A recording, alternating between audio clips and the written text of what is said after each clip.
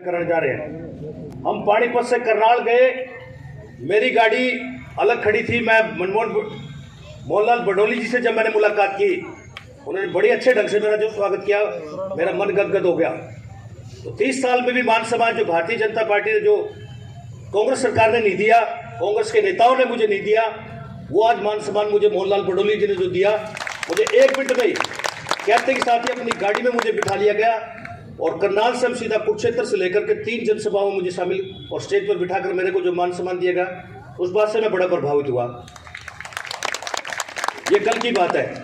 मेरे सामने गाड़ी में बैठे बैठे ही तुरंत रणबीर सिंह ढाका जी को फोन किया, कृष्णलाल बेदी जी को फोन किया, तमाम नेताओं को फोन किया कि भाई कल राजेश बोध कांग्रेस पार्टी छोड़ करके और भाजपा ज्वाइन करने जा रहा है एक सदस्य के रूप में।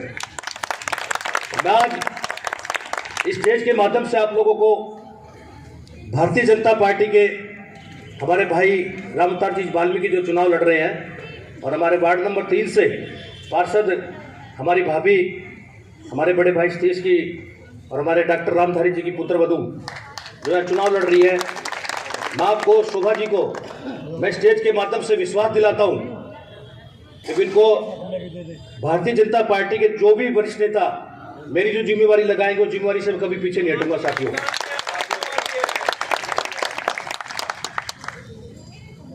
तो मैं ज्यादा कुछ ना कहते हो, मैं ये जितने भी आपके सामने जो लोग बैठे ना, सबसे पहले इन लोगों को अपने घर से इकट्ठा करके पैदल मार्च करके मैं आप लोगों के सामने बैठे, तमाम चले गए। ये सारी जनता आप लोगों की वार्ड नंबर 3 की आपके सामने बैठी है। ढाका साहब, मैं कभी किसी बात से भागता नहीं,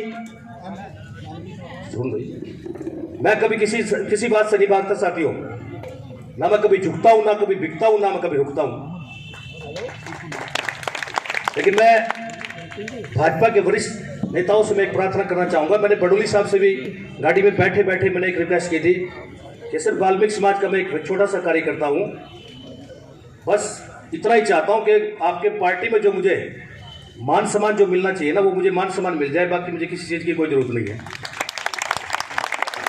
जो मुझे जो जिम्मेवारी देंगे, उस जिम्मेवारी पे मैं खरा ना उतरूं तो आप मुझे कह देना, लेकिन जो जिम्मेवारी मुझे दी जाएगी, जो मेहनत मैं करूंगा, उस मेहनतनामा मुझे वरिष्ठ नेता से मैं प्रार्थना करना चाहूंगा, मुझे मिलना भी चाहिए।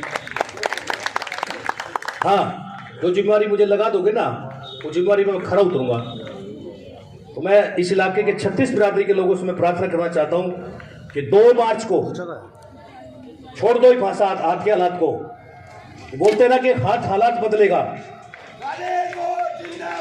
जिंदाबाद जिंदाबाद, ये बोलते हैं कांग्रेस के नेता। मैं बताना चाहता हूं, मैं भी आज से पहले 30 साल तक लगातार कांग्रेस का नेता रहा और मैं भारतीय जनता पार्टी के लोगों की बुराई करता रहा। लेकिन मैंने देखा कि भी जितनी योजनाएं गरीब लोगों के लिए, जितनी बातें, जितना डेवलपमेंट, जितना एजुकेशन, जितना रोजगार 10 साल के पीरियड में भारतीय जनता पार्टी की सरकार ने दिया, इससे पहले किसी लोगों ने नहीं दिया। मैं भी एक पढ़ा लिखा व्यक्ति हूं। सारी बातें आज मुझे मौका मिला है स्टेज पे कहने का। तो साथियों, मैं आप लोगों से प्रार्थना करना चाहता हूं, आने वाली 2 तारीख को आपके दो मशीनें रखी होंगी। ये मैं आपके आने से 3 घंटे पहले भी मैं अपने घर पर बता के आया हूं तमाम लोगों को, ये सामने बैठे सभी, कि भी 2 मशीनें रखी है। एक भारतीय जनता पार्टी के फूल के निशान पे हमारी श्रीमती शोभा जी वाल्मीकि जो चुनाव लड़ रही है पार्षद का, और दूसरा मेयर का जो ऊपर का जो चुनाव है वो हमारे भाई राम अवतार वाल्मीकि जी लड़ रहे हैं।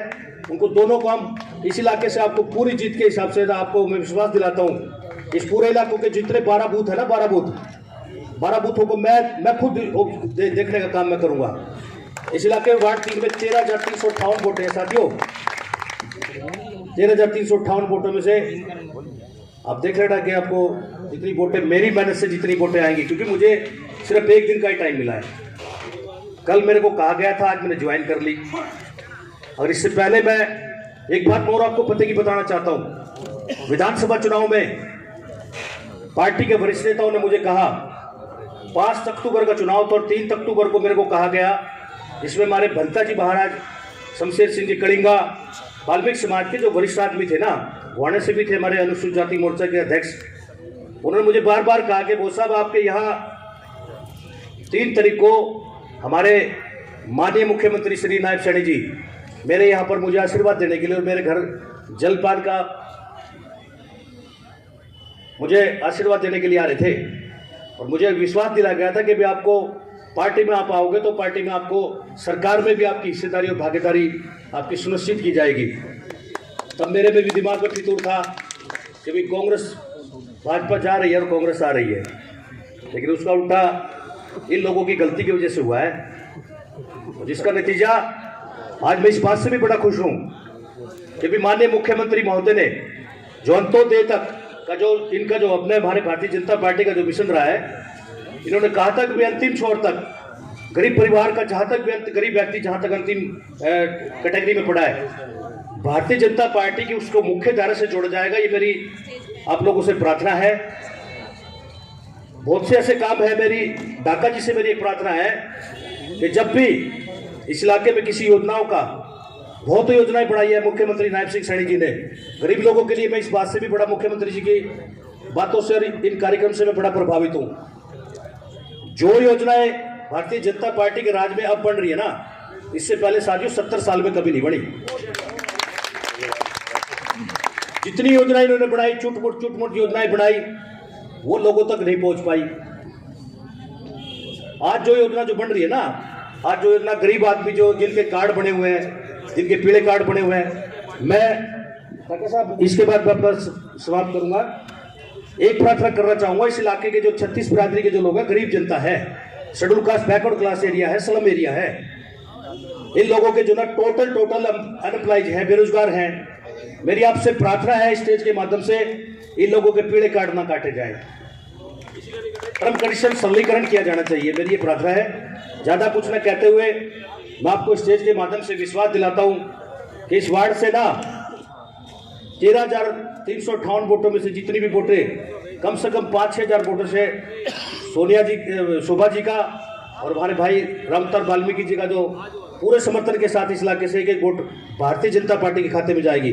धन्यवाद। जय भीम, जय भारत।